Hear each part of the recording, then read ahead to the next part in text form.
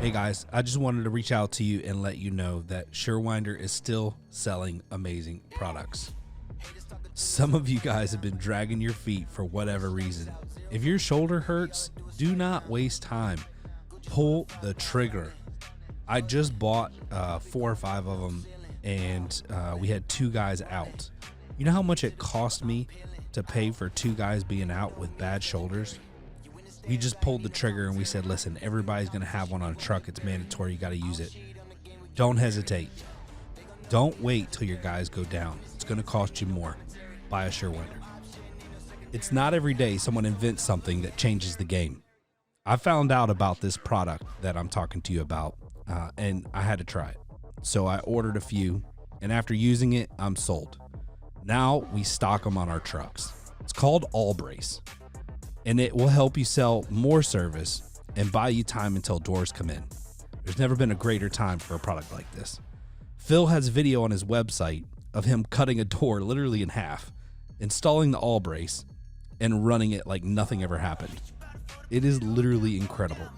One of the greatest selling videos I've ever seen. You're going to want to check it out at all-brace.com. Hey guys, welcome. This is Ryan with Torsion Podcast, and today it's a special guest, somebody that I actually use and has helped transform my business, and so I want to share them with you and talk a little bit about some best practices and stuff. But before we get into that, it's been a good week since last time. Tamara and I have been like head down doing like planning for this event. It's a GDU event, but it's open to everybody. December 4th through the 7th for VIP, and December 5th, or what is it? 5th, 6th and 7th for standard. Yeah, 6th and 7th for standard and 4th through 7th for VIP. So think of this like, I mean, I'm working on trying to make this like life-changing. Number one, we're gonna, like, for VIPs, we're gonna really dig deep into you as a leader, a business owner, figure out how we can make you a better leader in like 1.5 days. And we're gonna hit it hard. It's gonna be a little uncomfortable for everyone involved. I will warn you. So if you are looking forward to VIP, maybe look a little less forward to it, but definitely do it because it's going to stretch you. And then the general admission, we got 2 days of straight planning and getting ready mentally and on paper for 2023. It's going to be amazing. We're locking everything down this week, which we've already locked down quite a bit, but we're finalizing everything. And one of those companies that have helped us make this a reality and has sponsored the event is PowerSelling Pros, which, guess what? We actually have them on the podcast today. So, Zach, how are you, bro? I'm amazing. How are you? I love the answer. I'm amazing. I'm amazing. All right. Well, good. How are you? We're all good. Everyone's outstanding. Outstanding. Yeah. As Jesse Itzler would say, outstanding. Have you heard that story about Jesse Itzler? I don't even know what you're talking about. Dude, Jesse, you got to go online and watch Jesse speak. So Okay. Jesse Itzler is like quick, brief overview. First of all, he's an amazing speaker. Second of all, he's like a failed rapper who like did it big and like every other thing he ever did, right? Yeah. He started a coconut water company, sold it to Coca-Cola, started like a Uber for private jets, sold it. He's now part owners in the Hawks. His wife started Spanx and just sold it. I mean, this dude is like legit. Huh. He hired David Goggins to come live with him and like stretch him. He wrote a book about it. That's what I'm seeing right here. Yeah, that's crazy. and then he was telling this story, which I thought was super cool. He's all about like running, long distance running. And he was able to run like 38 miles or whatever. And he's like, I can't get past 38 miles, but I want to run this 100-mile race. And so he hired this like super Southern special forces guy from South Georgia. And if you guys have ever heard like South Georgia people talk, it's pretty bad. But he nailed the accent, and he's like, basically like, hey dude, I'm going to hire you. You come stay with me and we're going to train. And so I'm able to run this race. And he's like, okay. So he comes, stays with him, and they're doing it. They're training and all this stuff. And so he said, when I got to like the 70th something mile, he's like, 7 of his toenails were floating around in his shoes. And then Holy crap. yeah, he's sitting there and he's like, bro, he's like, I'm sitting here thinking, this is tough, starting to get in my head. And he's like, I forgot the guy's name, the special forces guy. He said, he looked at me and he goes, you know what's crazy, Jesse? And they're sitting there, like Jesse's like trying to jog, but not really. And he's like, what? And he's like, I didn't tell you this, but I don't get tired. And he's like, what? He's like, I don't get tired. And Jesse's like, he was kind of like, man, seriously, bro, now's not the time, like kind of mindset. Like, I'm just trying to survive. Yeah. And this special forces guy is like, do you get tired, Jesse? No, you don't. You don't get tired. He said, matter of fact, we're coming up on this gas station over here. He's like, you're going to go inside and tell everybody how you don't get tired, and we'll get something to drink. And he's like, all right. So he goes into the gas station, gets something to drink, and tells everybody in the gas station that he doesn't get tired. And so when they get back on the road and they're jogging, he's like, that helped. And then he said that last 10 miles was the toughest. And he said, when I ask you how you feel, I need you to tell me you feel outstanding. And he's like, okay. So he's like, how you feel, Jesse? He's like, outstanding. So anyway, long story short, he finishes the race, right? But he's in a wheelchair for 3 days afterwards. He pushed his body so far past where it was supposed to be. He was wheelchair bound for 3 days after. He tells the story. I mean, it's incredible. And he tells it with such a great accent of the Southern South Georgia guy. And he's a wonderful storyteller. And so I'm a huge fan of his. Wow. And so when you say amazing with enthusiasm, Yeah. I feel like we got to tell the story. And the brain is amazing. The brain is amazing. I cannot believe, like, seriously. I was reading yesterday that this guy wrote an article about how to read business books. And he basically pointed out, let's face it, 95% of business books is motivation. And the recipe, the how-to stuff, could be like 2 pages in most business books. Yeah. But people just need that, like, tell me you're outstanding. That's essentially what business books are. 95% of the pages is getting you into that right mindset. It's crazy. But mindset is so important. Yeah. It's so important. And that's what I preach, when I go coach salespeople and business leaders, is that it's mindset. You're either training your mind that you can or can't do it every day. Yeah. Every day. And your mind strategically puts limits on things just for safety and fear and everything else. So you have to break out of that, right? And so it's wild. Yeah. Anyway, so tell us a little bit about PowerSelling Pros. What is it that you guys do? Yes, beautiful question. About 14 years ago, Brigham, he's the founder of the company. He was doing pay-per-click ads for contractors, mostly plumbers at the time. And one day his clients came to him and said, hey man, we got to let you go. The leads that you're getting us are no good. They just want to know how much we charge. They're price shopping us. They want to talk to a technician. They want service today and we can't get out there for 5 days. Now, out of one part desperation to save his fledgling business, and a second part experience, because he had actually been a customer service rep at a heating and cooling company in California many years prior. He knew it's probably not a lead problem. It's probably a customer service problem. So he convinced the owners of these companies, give me 1 month, and I will fix this. I will teach the people all your calls to my cell phone. No, no, he said, let me train them. I will give me 1 month to train your call takers. And they were like, fine, you got 1 month. And lo and behold, not only did they start converting the leads, but they started offering additional services on the phone. They started getting reviews about the call takers on Google and all the other places where they were collecting reviews at the time. And with that, his advertising business basically transformed into customer service coaching. And that's what we do today. We coach 1,070, as of yesterday, customer service reps across the home services industry, listening to their calls and giving them feedback.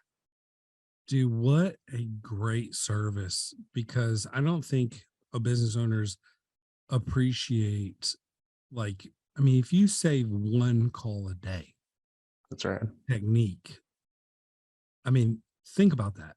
I mean, if it's one repair a day or a week, I mean, you add that up over a year's worth of time. I mean, that's huge. Not to mention like the trickle effect, right? You're putting a sticker in the garage, you're getting a referral, you're getting a review. Like you got the monetary part, but then you have the compounding part as well. That's right. Because you put a little extra effort in. And like we fell victim to it a little bit here at Aaron Overhead Doors, because I would always say, oh, well, that's not our customer, because I was trying to create a mindset here that, we want customers who appreciate value and quality and customer service. But because I was telling them, oh, that's not our customer, that was immediately what was happening. That's right. When they had someone gave like an objection that should be somewhat easily overcame, but they're like, oh, they're price shopping. That's not our You got it. That's right. I tell people all the time, like, value buyers, if they're smart, they disguise themselves as price shoppers, right? And you don't know. So you have to dig a little bit. And so what you guys have done for Bree and MJ here at Aaron Overhead Doors, like just even the slightest changes. And I'll tell you, like, I think everyone's probably feeling the same way when they first get started. There was a little hesitation from them. And then they even felt a little awkward about changing the way they answer the phone because they've done it 1,000 times the same way over and over again. But once they get comfortable and they're going, it makes such a huge difference. I mean, my general manager even pulled me aside, like, I think it was a month ago, and was like, dude, he's like, I can overhear Bree. And he's like, she's come so far with this training. He's like, calls that she would normally just let go and be like, oh, that's not our customer. She's fighting for him and getting them now. And that makes a huge difference, right? Like, I mean, that customer would normally have been going to our competitors. So first of all, thank you for that, and I appreciate, you guys doing such a good job with it. Cause, like you and I talked the other day, I pay a lot of different suppliers, vendors, things like that. And you expect, like we've trained business owners these days as suppliers or vendors into the business to don't expect much. Like, just don't. Like, the expectations are pretty low now, right? And so you can tell when a company holds the standard high. And you guys, and I know this probably sounds like a pitch. He's not paying for this. I'm not being paid for this. I'm genuinely sharing this because I genuinely believe like these guys will help your business out significantly.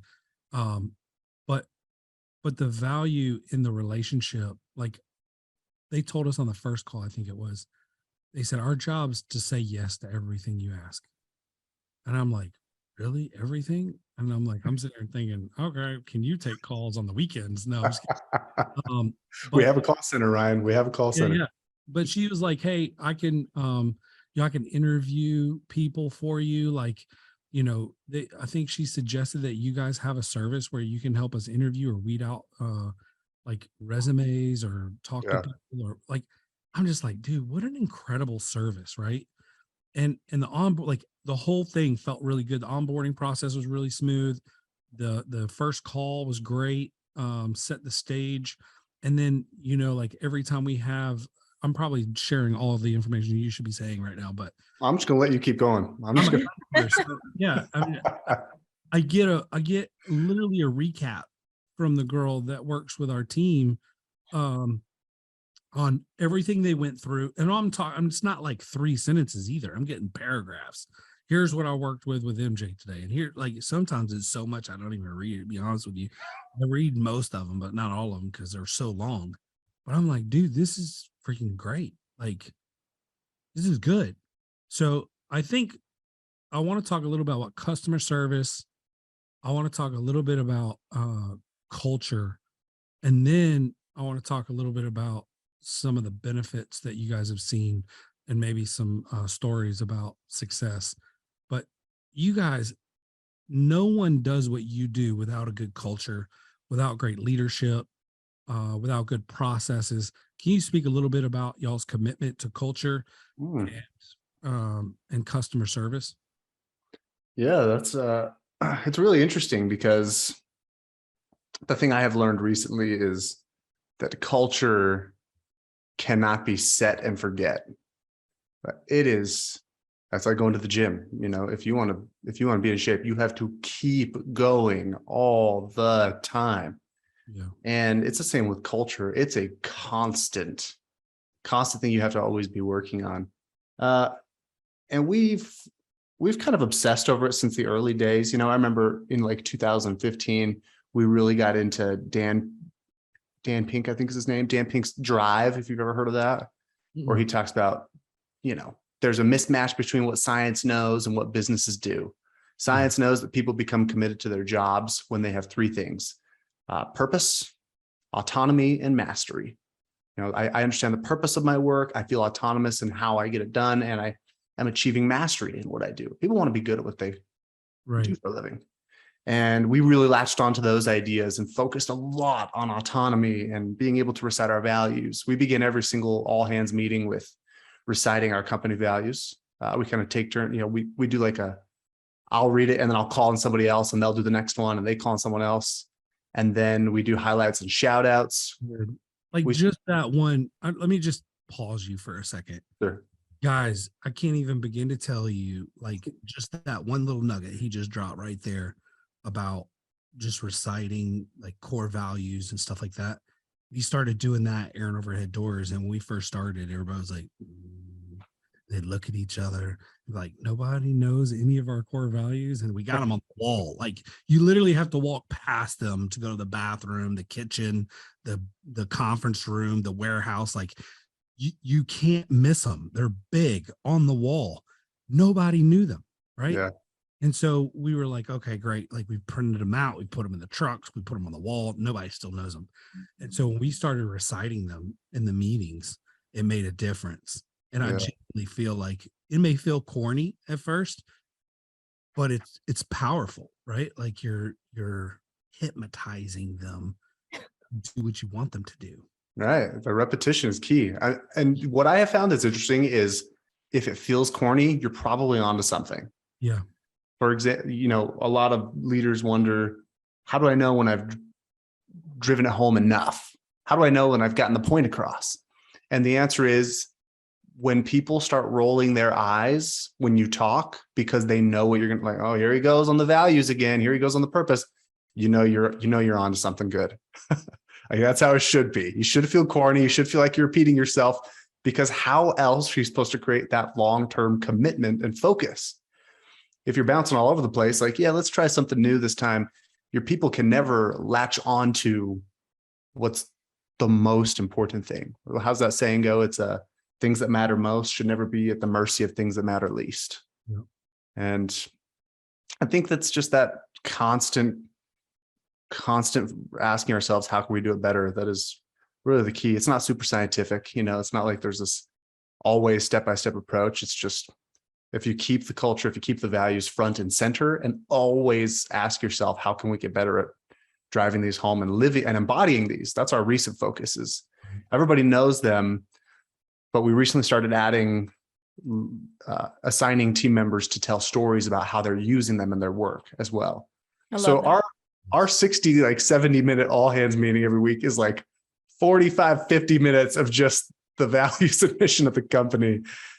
Because everything else can be written in an email. You know, I can write a memo with all the announcements, but that stuff needs to be given time and attention. Yeah. It's awesome. Tamara's heart is full. My heart is full. Don't be using my phrase. Repetition. That's what it's all about. I know I interrupted you. You were talking about your meetings and culture and customer service. So I'll let you continue. Sorry. I'm good at interrupting, by the way. Oh, you're good. You're good. That's really it though. It's just repetition, doing it over and over and over and over and over and over and over again. Always asking yourself, how can it be better? How can it be better? How can it be better? And testing things out, seeing what works. Yeah, I agree. And I mean, there's gonna be things you try that don't work, right? You just got to own it and be like, hey, that didn't work. We're going to move forward. And there's some things that aren't working in the beginning that you got to try a little harder on. So that's the trick too, right? Is that, are you doing something and it's not working because you're doing it wrong? Or are you doing something and it's not working because it's not meant to work? And so there's a thin line there that you have to be able to juggle too. Consistency in everything, including price, reliability, quality, not just quality, but great quality control. These are things that describe Somer USA. Somer's not some startup company, not one that you need to be worried about going out of business in the near future. Somer and their family of businesses are $200 million companies. They're in over 100 countries, and they have locations in 20 countries. This is a large organization who stands behind their product and works through integrity. And there's not another company out there willing to drop what they're doing and help you out like Somer. These guys are awesome. Not only have they been loyal to the Torsion Talk podcast, they've been loyal to the technicians and the owners of the companies who install their product. In my opinion, if you're not at least offering Somer as an additional option, you're cheating yourself. Listen, first-time dealers, I've got a special for you. If you buy 10 or more Somers between now and the end of season 6, while supplies last, we will offer you free shipping. You have no more excuses. The prices are great. The product is amazing. Go check out Somer USA and order 10 for free shipping. I'm going to tell you guys a marketing secret. You want to gain more social media likes, shares, and follows? People love unique and cool projects. There are no better photos to share than the ones on Schweiss Doors social accounts. These guys post some incredible things. Make sure to go there and like and share their Facebook and Instagram post with your business account. So if you like their business account, you can share their post. The bifold doors are awesome, and they're doing some great projects that will go viral on social media if you share them. Go right now to Schweiss Door on Facebook and check out some of the projects they share and like their page. Oh, and don't forget, no one builds a better bifold than Schweiss. And it's got to be simple is my main thing. I went to a a leadership training like 2 years ago now. It was like this 2-day intensive leadership training. And I remember walking away with this enormous notebook full of notes that I'm going to forget in the next 24 hours.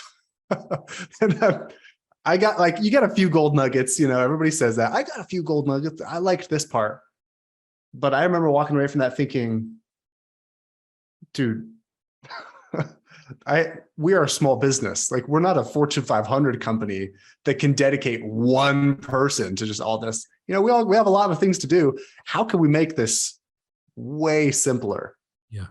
And that's where repetition kind of became our signal. Is once we know the values, once we know the mission, just keep talking about them. Just keep having conversations about them over and over. Keep telling stories, highlighting people who do them well. It's like when you raise kids, you see your kid does something good, something positive, helps a friend, and you get on that and you just start, that was awesome, bud. That was amazing. I loved that. That was perfect. I remember going through a leadership training. I think the model that I adopted finally was a leader's main job is to define, manage, and model expectations, period. Define them, manage them, and model them. That's it. The expectations. Notice it's not define, manage, model people. It's expectations, and then let the people, you give them autonomy to be able to, for example, the coach who told you we say yes to everything. I can tell you right now, that is nowhere in our handbooks or training to say those words. Yeah. So it like warms my heart that she said that, because that's not a script. Like we didn't tell her, when you get on the phone with the client, tell them we say yes to everything. She obviously, that's our fifth value actually, is reassure. Always focus on what you can do. So that's her just living that value, right? It's beautiful. I don't remember how it was phrased. I don't want to get anybody in trouble, but she's like, my goal in this relationship is to never tell you no, or something like that. You know what I'm saying? Yeah. And I'm like, dude, that made me feel good. You know, and like you're not just a trainer, right? I mean, I can hire a trainer, but I may walk away feeling like, oh, okay, great. But with you guys, it was like, you make me want to give you my money. And there's a difference, right? Well, There's a because we difference feel when like someone they're takes my money. invested in your success. Right. They Yeah. care. Yeah. That's a big deal. So if I'm a business owner, how do I know if I need your services for training? Well, that's a great question. The way I think about it is your customer service department should be one of the main profit drivers of your business. Should be 100%. And we've all been told about the traditional things, like you need great sales, you need great technicians, you need great marketing, all that stuff, right? It's all good systems, good processes. But the way I think about it is the first impression of your business is the customer service representative. They're the voice of the company. And yet they are all over the place, the most undertrained, underpaid, and underappreciated people in the entire company. Yep. I was on the phone with a guy yesterday, in fact. We're going out to his office for 2 days to train 40 call takers. And I asked the question, I said, what is the number one thing we need to achieve in this 2 days? When it's all said and done, this is what we need to get done. And with 40 people, I think most would probably look at that situation and go, oh, we need better processes. We need better scripting. We need to get our team on the same page. But this guy had the best answer ever. This is like, I know you're one of our people when you give this answer. He said, I need my call takers to know how important they are. If I can get that done in 2 days, that'll be the biggest thing. I need them to feel important. I need them to know they're the voice of the company. And I need them to know that when they perform well, the company makes more and they make more. That's the biggest thing I need. This is where we'll insert the applause. Yeah. No, that's good. I agree wholeheartedly because, I think in our industry, you get a lot of guys who, we say this over and over again, right? They were a technician, they were an installer, they decided to start their own company. They didn't really know much about the business side, but they saw the dollar signs and they knew they could teach themselves or they could learn through books or whatever. And that was a big reason why I started Torsion Talk podcast, was for that very reason. Was I knew business, but I didn't know doors as well as other people. So I felt like I could share the information that I have and I've experienced and hopefully help them speed it up. Yeah. And so when they answer the phone, it's funny. I hear this a lot, actually. People answer the phone, they'll be like, they're driving a truck. Hello, garage doors, and it's like, really, bro? Like, that's what you got. Like, this is the impression. This is Bob. This is Bob. Bob, garage doors, and so, I mean, it's like, this is what you want to do. And, we talked about corny earlier, but I absolutely loved it when your trainer was talking to me and one of my CSRs, and she said, how about we try answering the phone a little bit differently? And I was like, well, what are you thinking? And immediately I'm like, I don't really like this. Like, where's she going with this? Like, I'm the one pushing back. And she's like, well, instead of like saying, hello, thank you for calling Air and Overhead Doors, I'm, Ryan, how can I help you today? She's like, what if we said something like, hello, I'm Ryan, thank you for calling Air and Overhead Doors. How can I make you smile today? Yeah. And immediately my whole guard went down. And I was like, that's freaking awesome, right? Like, because that's what I want to do. You know what I'm saying? Like, I'm not here to sell you garage doors. I'm here to hopefully impact your day. I tell my guys a lot, we go into garages, right? But we're ultimately going into people's lives, and everybody's at a different stage in their life. You're going to walk into somebody's house who just got divorced. You're going to walk into someone's house who just got diagnosed with cancer, just lost a family member, just lost a job, just got a job. Like, we are entering people's lives for a short amount of time, but at all these different stages.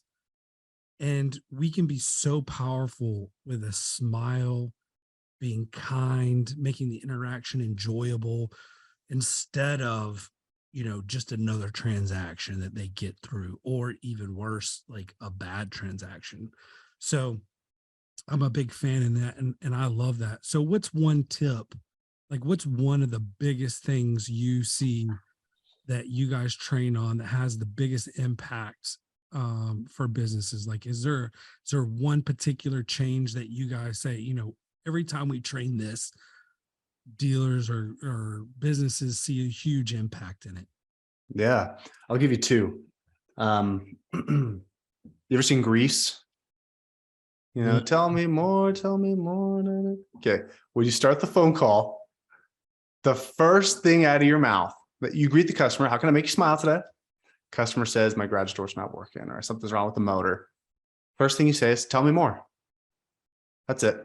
Tell me more. Show them that you're listening. Show them that you actually care about how it's affecting them.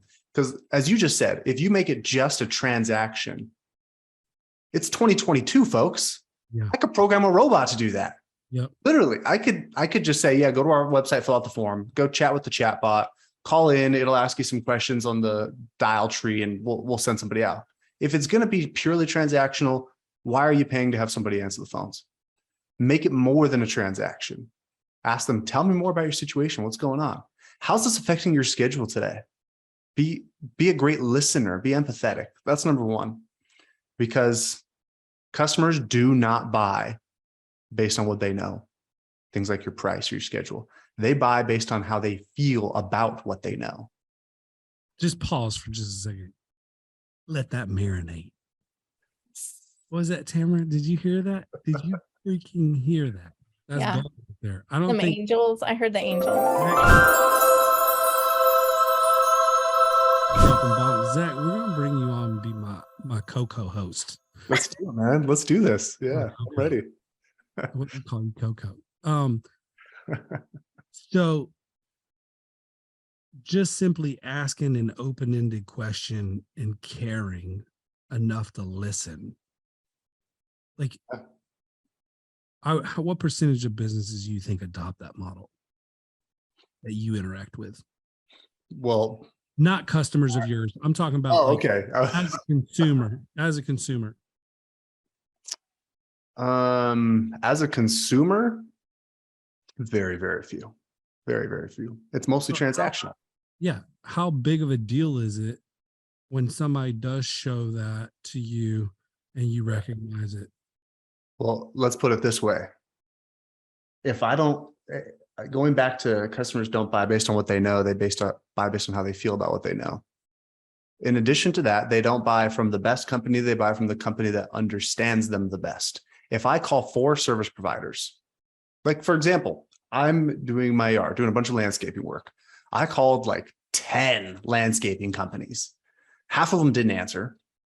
The ones who did answer, it was purely transactional, right? Like, what's the square footage? Okay, where are you located? What's your address? They just got right to the point.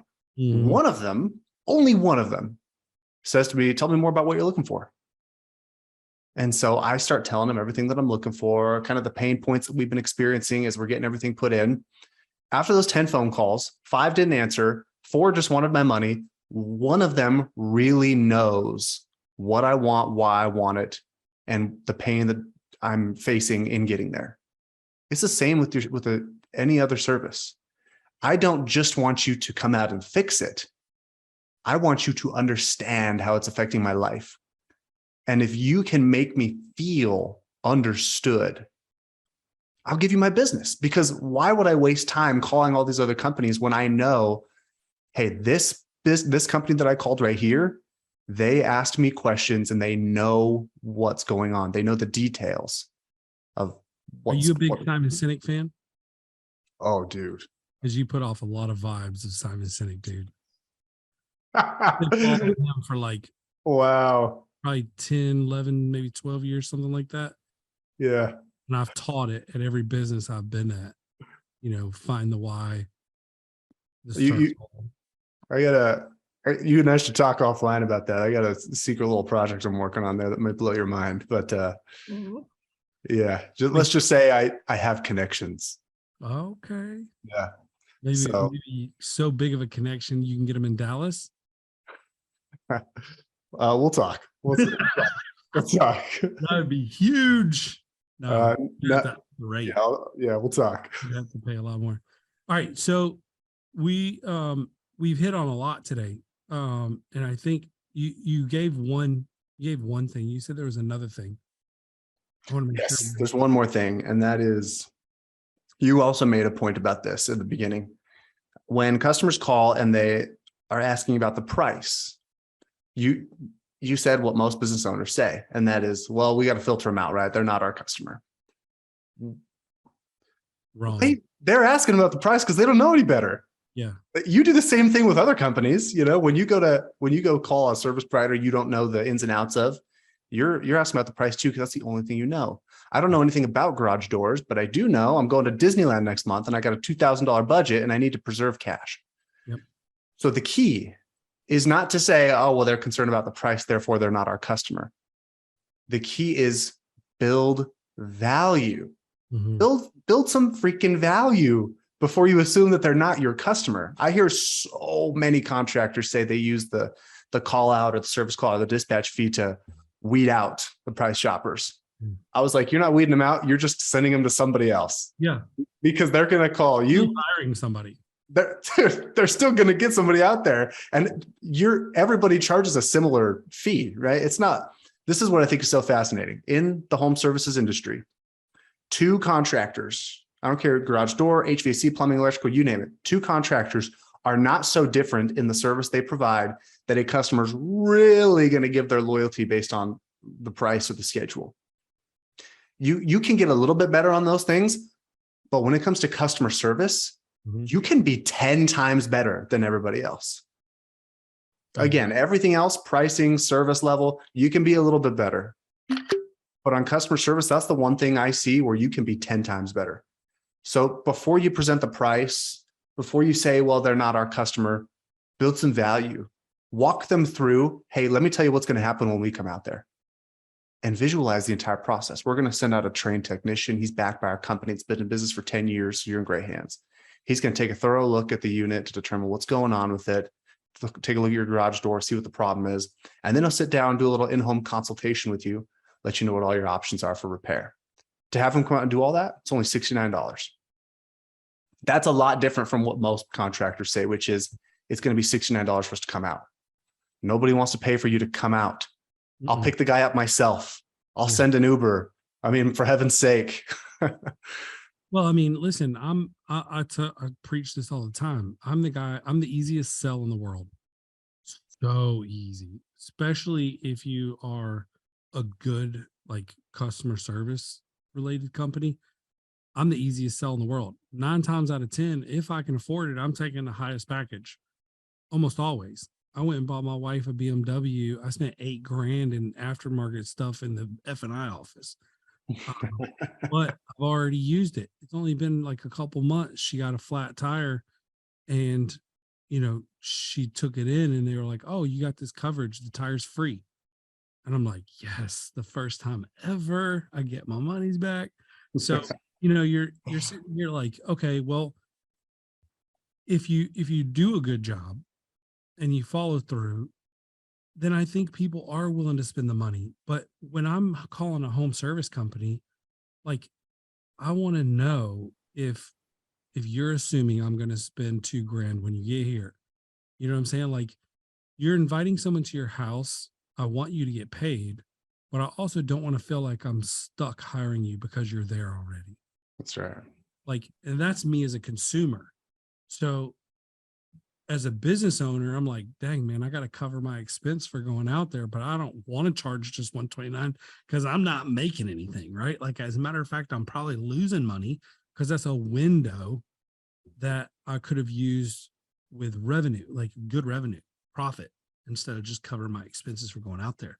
Totally. It's easy for a business owner to fall into that trap of like, let's just weed them out, right? Like, just give them, hit them high, and then, weed them out. Like, it's easy to get in that mindset. It really genuinely is.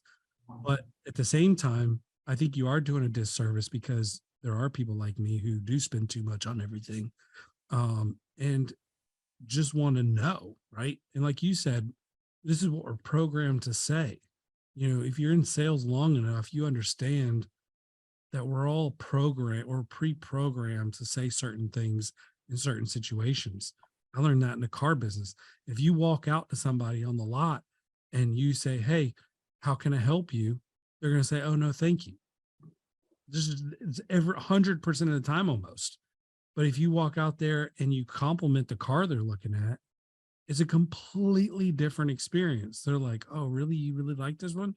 And they're like, yeah, and you have that engaging, but if you just walk out there and say, hey, how can I help you? They're like, you can't. Go back in. I'm looking at cars. Leave me alone. Yeah. So there's a big difference in the psychology of that. And so I totally agree. I think those are two phenomenal nuggets. So the first nugget was, tell me more. Listen more. Understand more about the customer and the situation. Yep. Do what my son does. Why, Dad? Why? Yeah. Why? And the second one, build value before you present your pricing. build.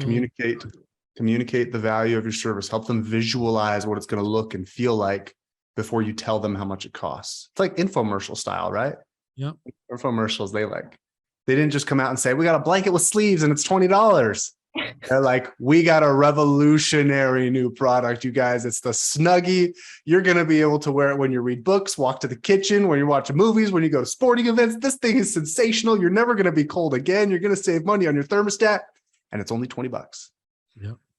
Build value first. Sold Love it. millions and millions of them. Yeah. But they solved a problem and they did a good job with the messaging. You might roll your eyes when the infomercial comes on, but let's go Everyone knows what it dig is. through that closet of yours and see how many Snuggies you own before you start dishing it. Heart rate starts going a little bit and you're like, that doesn't sound so bad. Yeah. Well, listen, man, thank you so much for coming on. I'm looking forward. Are you going to be out in Dallas or you're just sending your team? I'm going to send 2 of my team members there. Okay. Yeah. Well, wish I hopefully could be one there. day our paths will cross in person. I'd love to meet you. And Absolutely. we look forward to having you guys as a sponsor to our GDU event. And listen, if you guys are interested in coming to the GDU event, you'll get to meet the PowerSelling Pros guys. You'll get to meet a lot of our GDU members. And we got some incredible content that we're going to be delivering. I think you're going to like it. It's going to get you prepared for 2023. Every year I've done projections as long as I've been in management, and I talk to a lot of business owners who don't do those. They just kind of go month to month without too much of a plan. So we're going to create a plan for 2023. So when you leave this event, you're going to be ready. You're going to have a roadmap, and it's going to feel a lot smoother. So I hope you guys get the opportunity to come out. You can bring your family, whatever you want to do. We are limited in the conference area that we're going to be in, so about 50, 60 people. But during the downtime, feel free to bring your family and hang out with them. So with that, thank you, Zac, for coming on. Appreciate you. My pleasure. And Yes. Tamara. As usual. Love being here. And Zac, before we go, I just want to thank you because I know that PowerSelling Pros has been huge. I love my GDU guys so much, and I'm incredibly invested in their success, and the things that they have said about how much PowerSelling Pros has helped them is just like it's phenomenal. Like, it is really making a difference for people, and I wanted just to thank you because what you're doing is helping people grow that I care about. And do you want to tell people where they can get in touch with you if they're interested in learning more? Absolutely. Just go to powersellingpros.com/ free. That is that's a URL we share with everybody who hears us on podcasts. I don't tell anybody else about that. PowerSellingPros.com/free. Get some free training samples and some information about the program. And if nothing else, you get some free training samples to share with your team. Nice. Sweet. Put that Thank you so much. in the description of the podcast and on YouTube. And Zac, again, thank you. Tamara, great question at the end there. I almost forgot. You ask more questions. I know, but you talk so much that I can't get a word in edgewise. You guys are a good duo. This is good. Yeah. I've got to figure out how to not talk so much. So, all right, listen, thank you guys for following the podcast. We appreciate you guys. Stay safe, stay cool, and we will see you in December.